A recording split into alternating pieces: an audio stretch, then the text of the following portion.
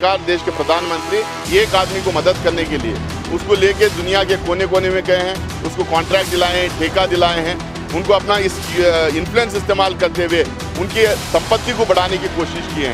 उसमें उस खुलासे में ये भी आया है कि उस आदमी के 38 शेल कंपनीज हैं। उस शेल कंपनीज की तहकीकात करने के लिए ना तो हमारी ईडी, ना आईटी, ना सीबीआई आज तक पहल की है।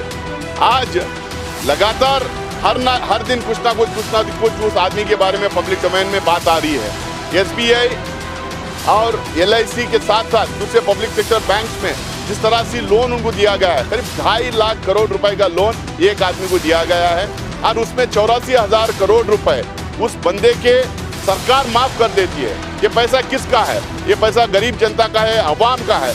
ये एलआईसी में कौन पैसा रखता है? गरीब लोग एलआईसी में पैसा रखते हैं ताकि उनको इमरजेंसी के लिए, अपनी सिक्योरिटी के लिए, अपने बच्चों की पढ़ाई के लिए, अपने बेटियों की शादी के लिए जो पैसा कभी कभी इस्तेमाल किया जाता है। लोगों का इन्वेस्टमेंट, लोगों की सेविंग्स को उठाकर 84,000 करोड़ रुपए अदानी की इन्होंने माफ किया। उसके साथ में 2.5 लाख करोड़ रुपए बिना ड्यू डिलीजेंस करे, ये पता होते हुए कि इस बंदे के शेल कंपनीज हैं, ये पता होते हुए कि मार्केट शेयर वैल्यू इनके शेयर्स के इन्फ्लेट करते हुए वो बंदा कर्ज मांग रहा था, उसके बावजूद इनको पैसा दिया गया है।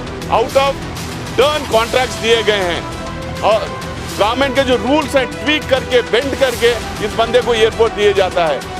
सरकार किसी भी तरह से इस मुद्दे पे कार्रवाई करना नहीं चाह रही है और सरकार किसी भी इस मुद्दे पे जवाब नहीं देना चाह रही है। इसलिए लगातार ये मुद्दा हम लोग बनाए रखे। अनएम्प्लॉयमेंट का, इन्फ्लेशन का, पॉवर्टी के जो इश्यूज उठाए उन इश्यूज पे भी कोई बात नहीं हुई। ये सरकार पूरी तरीके से अपने एक अहंकार में जी रही है। ये सरकार या तो पास्ट में जीती है या ना फ्यूचर में जीती है। ये सरकार प्रेजेंट में नहीं जीती है। आज के सवालों को इनके पास जवाब नहीं, आज के समस्याओं का इनके पास कोई हल नहीं।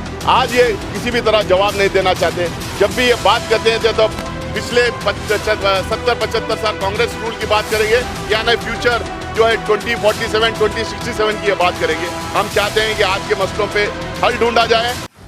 नमस्कार। देख, आज राज्यसभा का बजट सेशन आज अर्जन किया गया है। पहला पार्ट को आज अर्जन किया गया है। हम लोग उम्मीद कर रहे थे कि प्रेसिडेंशियल एड्रेस के बाद कुछ मीनिंगफुल बहस हो, उसके बाद जो बजट रखा जाएगा उसके ऊपर मीनिंगफुल बहस हो। हम चाह रहे थे कि आवाम के जो मुद्दे हैं वो हम सदन के अंदर उठाएं और जितने भी इश्यूज जो लोगों के अनएम्प्लॉयमेंट से रिलेटेड, पॉवर्टी से रिलेटेड, ये इन्फ्लेशन से रिलेटेड जितने मुद्दे हैं हम सदन में उठाना चाह रहे थे। इस बीच में एक खुलासा हुआ, जिस खुलासे में एकदम क्लैरिटी के साथ सब बात सामने आई कि देश की सरकार, देश के प्रधानमंत्री एक आदमी को मदद करने के लिए उसको लेके दुनिया के कोने कोने में गए हैं, उसको कॉन्ट्रैक्ट दिलाए हैं, ठेका दिलाए हैं, उनको अपना इस इन्फ्लुएंस इस्तेमाल करते हुए उनकी संपत्ति को बढ़ाने की कोशिश की है। उसमें उस खुलासे में ये भी आया है कि उस आदमी के 38 शेल कंपनीज हैं। उस शेल कंपनीज की तहकीकात करने के लिए ना तो हमारी ईडी, ना आईटी, ना सीबीआई आज तक पहल की है। आज लगातार हर दिन कुछ ना कुछ उस आदमी के बारे में पब्लिक डोमेन में बात आ रही है। एसबीआई और एलआईसी के साथ साथ दूसरे पब्लिक सेक्टर बैंक्स में जिस तरह से लोन उनको दिया गया है, करीब 2.5 लाख करोड़ रुपए का लोन एक आदमी को दिया गया है और उसमें 84,000 करोड़ रुपए उस बंदे के सरकार माफ कर देती है। ये पैसा किसका है? ये पैसा गरीब जनता का है, अवाम का है।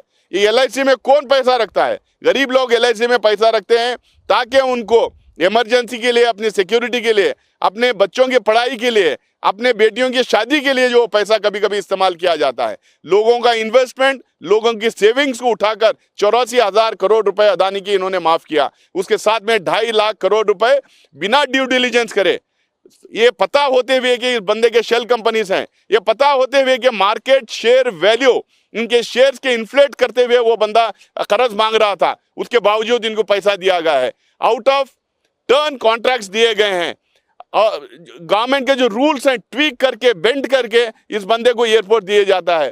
तेल, सीमेंट, स्टील, पोर्ट, एयरपोर्ट, सड़क, रेल, पता नहीं क्या क्या एक ही बंदे को कॉन्ट्रैक्ट्स मिलते हैं। जिस बहुत सारे सेक्टर्स में ये बंदे का और इस कंपनी का एक्सपीरियंस भी नहीं होता। डिफेंस सेक्टर में कोई एक्सपीरियंस नहीं, लेकिन इनको कॉन्ट्रैक्ट मिल जाता है। इन तमाम चीज़ों को लेके हम लोग लगातार मांग कर रहे थे कि जेपीसी द्वारा इसकी तहकीकात करवाई जाए, यानी तो Supreme Court chief justice monitored inquiry committee बैठाया जाए, लेकिन एक नहीं सुनी इन्होंने।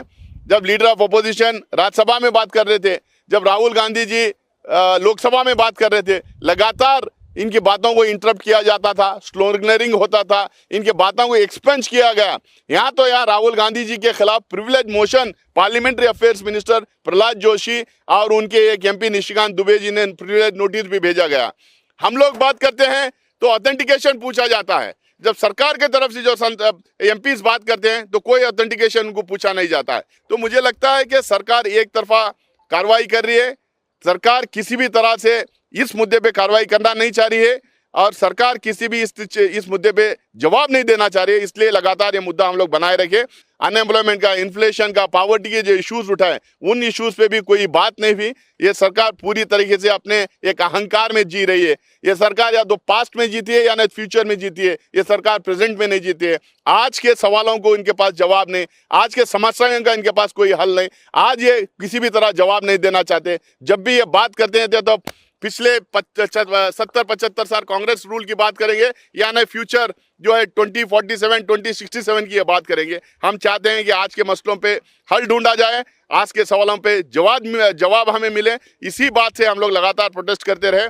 आज भी जो है प्रोटेस्ट के बाद उनको मजबूरन अर्जेंट करना पड़ा। आज अर्जेंट हुआ। इन मुद्दों को और अदानी वाले खासकर मुद्दे को लेकर हम आवाम के बीच में जाएंगे, जनता के बीच में जाएंगे, सड़कों में जाएंगे, जनता को इससे अवगत करवाएंगे कि कितना बड़ा स्कैम है, किस तरह से इन्होंने हमारे देश के अवाम को लूट के अपने पूंजीपति दोस्तों को मदद करने की कोशिश की है। क्योंकि हम जानना चाहते हैं पीएम केयर्स में कितना पैसा अदानी ने दिया है, भारतीय जनता पार्टी के कितने कॉर्पोरेट टाइप के जो ब्लॉक लेवल से लेके दिल्ली तक जो ऑफिसर्स बने हैं उसमें अदानी के कितने पैसे हैं। हम जानना चाहते हैं ये जितने चुनाव में ये पैसा बहता है, इनका ये पैसा कहाँ से आया, क्या अदानी से आया, किसी और पूंजीपति दोस्त से आया? ये सरकारें गिराने के लिए जो पैसा इस्तेमाल करते हैं, ये पैसा इनको कहाँ से आता है? ये अदानी से आता है या और इनके पूंजीपति दोस्तों से ये पैसा आता है? ये सवाल पब्लिक डोमेन में बरकरार रखेंगे। हम इसको सवाल को उठाते रहेंगे, इसका जवाब उनको देना पड़ेगा। अगर जवाब नहीं मिला, अगर जेपीसी गठित नहीं हुई या Supreme Court monitor committee inquiry committee गठित नहीं हुई, तो बजट के दूसरे सत्र में जो मार्च 13 को स्टार्ट होगा, इन सवालों को फिर दोबारा हम उठाएंगे और दोबारा हम लोग देश को अवगत कराते रहेंगे। इस खबर को अभी लाइक करें, शेयर करें, अभी चैनल को सब्सक्राइब करें और घंटी जरूर दबाएं।